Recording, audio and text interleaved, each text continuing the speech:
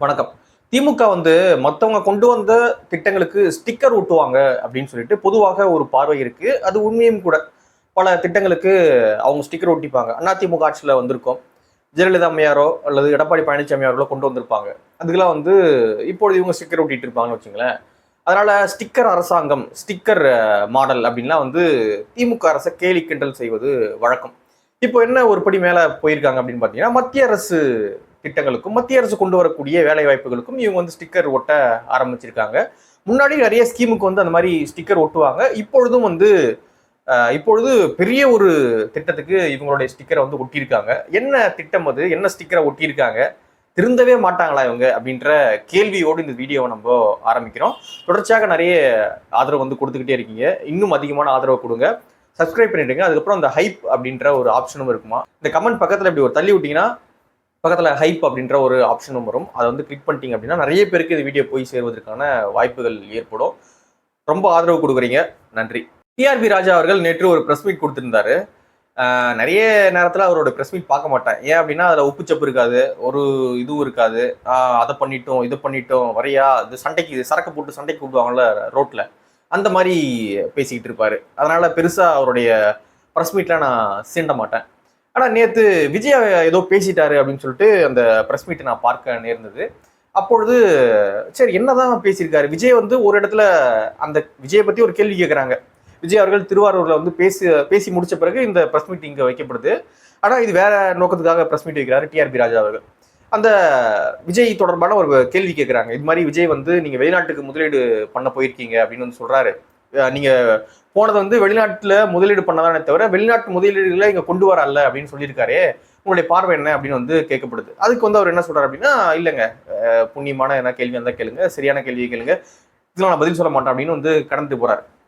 Elon Musk இல்லையா, அதனால ஸ்பேஸ்ல என்ன நடக்குது அந்த மாதிரி ரொம்ப முக்கியமான இதுக்கு தான் ஒரு பதில் சொல்லுவார்னு வச்சுங்களேன். அதனால அவருக்கு இதுக்கு பதில் சொல்ல விருப்பம் இல்லை அப்படின்னு கடந்து போயிட்டார். சரி என்ன ப்ரெஸ் மீட் இது, ஏன் இப்போ ப்ரெஸ் மீட் கொடுத்துருக்காரு அப்படின்னு சொல்லிட்டு நான் முழுமையாக அந்த ப்ரெஸ் மீட் உட்காந்து பார்த்துக்கிட்டு இருக்கேன். என்ன ப்ரெஸ் மீட் அப்படின்னு பார்த்தீங்கன்னா, தமிழ்நாட்டுக்கு குறிப்பாக தூத்துக்குடி மாவட்டத்துக்கு 2 புதிய திட்டத்தை அவங்க கொண்டு வராங்க. அதாவது புதிய 2 முதலீடுகளை அவங்க கொண்டு வந்திருக்கோம் அப்படின்னு சொல்றாங்க. அது புரிந்துணர்வு ஒப்பந்தம் கையெழுத்தாயிருக்கு. விரைவில் அது நடைமுறைக்கு வரப்போகுது அப்படின்னு சொல்றாங்க. அது 30,000 கோடிக்கு முதலீடு செய்திருக்காங்க. கிட்டத்தட்ட 55,000 60,000 பேருக்கு வேலை வாய்ப்பு கிடைக்க போகுது அப்படின்னு சொல்றாங்க. 30,000 கோடி முதலீடு, 55,000 பேருக்கு வேலை வாய்ப்பு அப்படின்னு டிஆர்பி ராஜா சொல்லியிருந்தாரு. என்ன நிறுவனத்துக்கு கொண்டு வந்திருக்காங்க, என்னடா இவ்வளோ பெரிய வேலை வாய்ப்பா, என்னது அப்படின்னு பார்க்கும்பொழுது 2 நிறுவனம் அவர் சொல்றாரு. என்ன நிறுவனம் அப்படின்னு பார்த்தீங்கன்னா, முதல் நிறுவனம் 2மே கப்பல் கட்டும் நிறுவனம் தான். தூத்துக்குடியில கப்பல் கட்டு நிறுவனத்தை 2 நாங்க கொண்டு வந்திருக்கோம், கொண்டு வர போறோம் அப்படின்னு சொல்றாங்க. புரிந்துணர்வு ஒப்பந்தம் கையெழுத்தாயிருக்கு. விரைவில் பணிகள் தொடங்கும். அது முதலீடுகள் செய்யப்பட்டு விரைவில் பணிகள் தொடங்கும். இது மிகப்பெரிய ஒரு திட்டம். நாங்க ரொம்ப நாளா இந்த 4 வருஷமா நாங்க ரொம்ப போராடிக்கிட்டே இருந்தோம். அந்த போராட்டத்தின் விளைவாக இந்த நிறுவனமானது இப்பொழுது தூத்துக்குடியில முதலீடு செய்ய முன் வந்திருக்காங்க. நாங்க ஒன்றிய அரசோடு இணைந்து இந்த வேலையை பண்ணியிருக்கோம். ரொம்ப மகிழ்ச்சியா இருக்கு எனக்கு அப்படின்னா சொல்றாரு. ஏன்னா மறைமுகமாகவும் நேரடியாகவும் பலாயிரக்கணக்கான மக்களுக்கு வேலை கிடைக்க போது. இதன் மூலியமாக நிறைய சிறு குறு நிறுவனங்களும் தொடங்குவதற்கான வாய்ப்புகள் இருக்கு. ஏன் அப்படின்னா ஒரு கப்பல் கட்டுறாங்க அப்படின்னா அதுக்கு தேவையான நிறைய ஸ்பேர் பார்ட்ஸ் அப்படின்லாம் தேவைப்படும் இல்லையா. ஸோ அது ஒட்டியும் நிறைய சிறு குறு நிறுவனங்கள் அந்த தூத்துக்குடி ஒட்டி வளர்வதற்கான வாய்ப்புகள் இருக்கு. அதனால இது மிகப்பெரிய ஒரு ப்ராஜெக்ட் அப்படின்னு சொல்லிட்டு ரொம்ப மகிழ்ச்சியா தான் பேசுறாரு. நான் ப்ரெஸ் மீட் பார்த்தேன் இல்லையா, ஸோ அதனால சொல்றேன் ரொம்ப மகிழ்ச்சியா பேசியிருந்தாரு. என்ன 2 நிறுவனம் அப்படின்னு பாத்தீங்கன்னா, ஒரு நிறுவனம் என்ன அப்படின்னு பாத்தீங்கன்னா Mazagon dock ship builders limited அப்படின்னு ஒரு நிறுவனம். இன்னொரு நிறுவனம் கொச்சின் ஷிப்யார்ட் லிமிடெட் அப்படின்னு சொல்லிட்டு ஒரு நிறுவனம். இந்த 2 நிறுவனம் முதலீடு செய்ய முன் வந்திருக்காங்க அப்படின்னு சொல்றாரு. முதல் நிறுவனம் என்ன அப்படின்னு பாத்தீங்கன்னா Mazagon dock ship builders limited, MDL அப்படின்னு சொல்றாங்க. இன்னொரு நிறுவனம் Cochin shipyard limited, Cochin shipyard limited. 2மே கப்பல் கட்டும் நிறுவனங்கள். Okay right. இது ஒரு தனியார் நிறுவனமா அப்படின்னு தேடி பார்க்கும்பொழுது இது யாருக்கு சொந்தமானது, என்னடா இவ்வளோ பெரிய முதலீடு பண்றாங்க தமிழ்நாட்டில், யாரா இது அப்படின்னு தேடி பார்க்கும்பொழுது இது 2 நிறுவனமே அரசு நிறுவனங்கள். என்ன அரசு அப்படின்னு பார்த்தீங்கன்னா மத்திய அரசு. மத்திய அரசினுடைய 2 நிறுவனங்கள், கப்பல் கட்டும் 2 நிறுவனங்கள் தான் இந்த கம்பெனிஸ் 2ம்.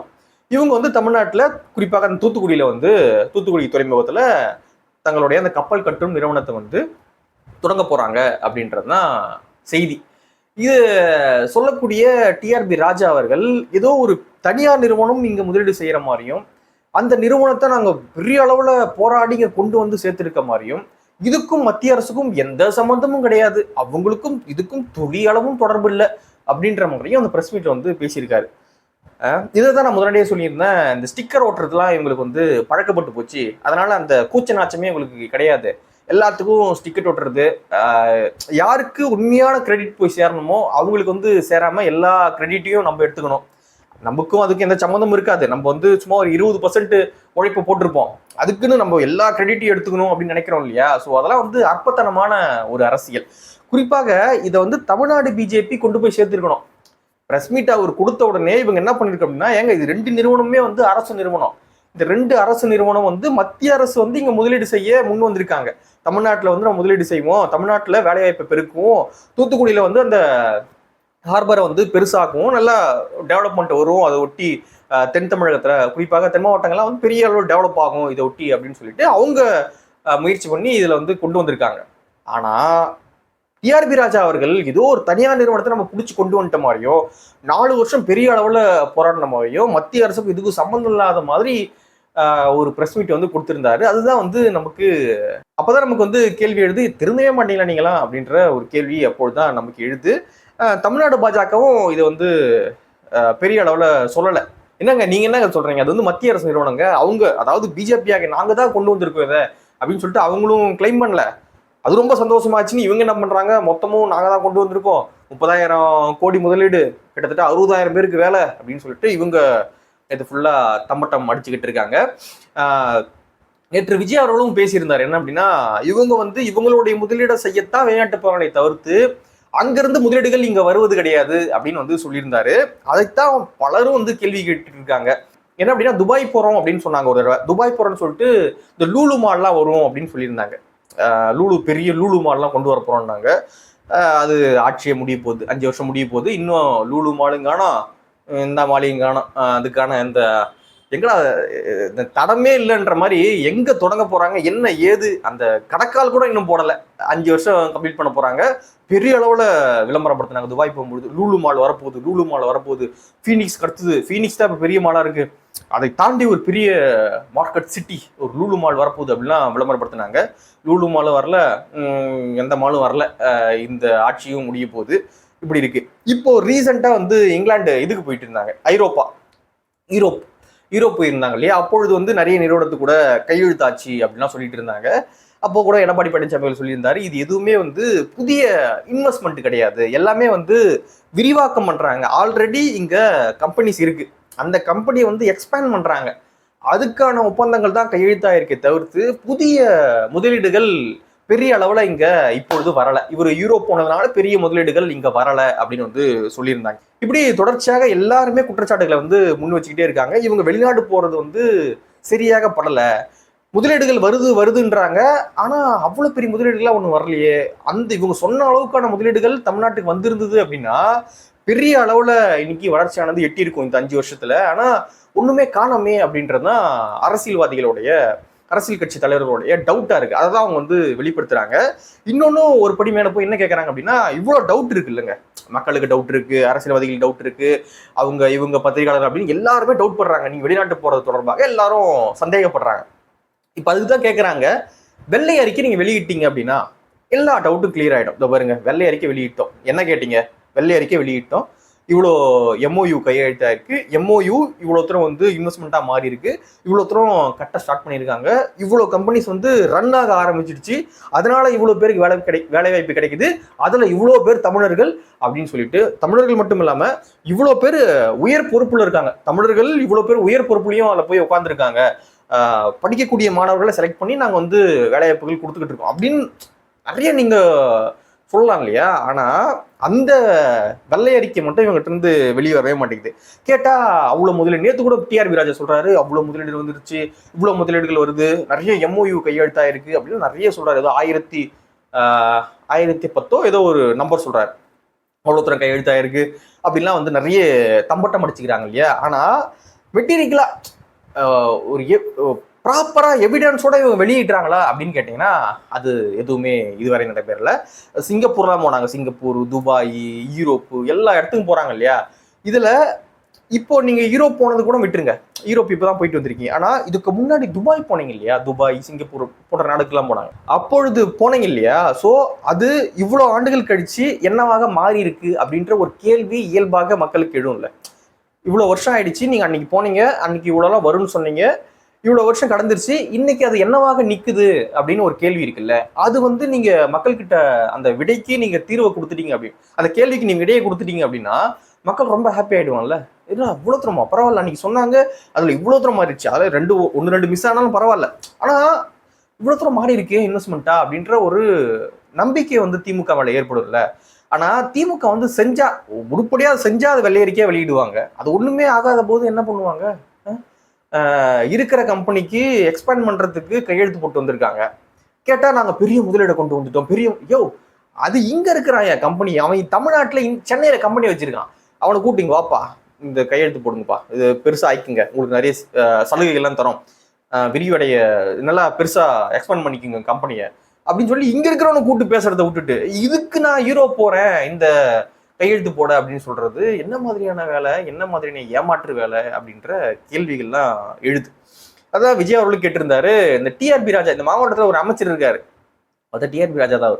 இந்த மாவட்டத்தில் அமைச்சர் இருக்காரு, அந்த அமைச்சருக்கு என்ன வேலை அப்படின்னா குடும்பத்துக்கு, அதாவது திமுகவுடைய முதல் குடும்பம் ஸ்டாலின் அவங்களுடைய குடும்பத்துக்கு சேவகம் செய்யறதா அவருடைய வேலை அப்படின்னு வந்து சொல்லியிருந்தாரு. அது உண்மையா பொய்யா அப்படின்றத நான் உங்க மனசாட்சிக்கே விட்டுடுறேன். எங்க போனாலும் டிஆர்பி ராஜா அப்படி பேசுறாரு. திராவிட நாயகனை தாண்டி ஒரு வார்த்தை ஒரு வாயிலிருந்து வரமாட்டேங்குது. ஏன்னா அந்த அளவுக்கு விசுவாசமா இருக்காங்க. அடுத்த தடவை ஜெயிச்சாலும் மினிஸ்டர் ஆயிடணும் இல்லையா, ஸோ அந்த ஆசைலாம் இருக்கும் இல்லையா, அதனால வந்து திராவிட நாயகனை தாண்டி ஒரு வார்த்தை ஒரு வாயிலிருந்து வர மாட்டேங்குது, அந்த அளவுக்கு பெரிய விசுவாசமாக இருக்காங்க. சரி விடுங்க, அதெல்லாம் அவங்க பிரச்சனை, அது நமக்கு ஒன்றும் தேவையில்லை. ஆனா இந்த 2 கப்பல் கட்டும் நிறுவனங்கள் இங்க இன்வெஸ்ட்மெண்ட் பண்ண போறாங்க அப்படின்ற ஒரு விஷயம் வந்து நேற்று பிரஸ் மீட்ல சொல்றாரு. மத்திய அரசு நிறுவனங்கள், மத்திய அரசுக்கு ஒரு நன்றி கூட சொல்லல, மோடி அவர்களுக்கோ அல்லது துறை சார்ந்த அமைச்சருக்கோ ஒரு நன்றி கூட சொல்லாம என்னத்தையும் நாங்க சாதிச்சிட்டோம் அப்படின்னு சொல்லிட்டு ஒரு பிரஸ் மீட் வைக்கிறாங்க.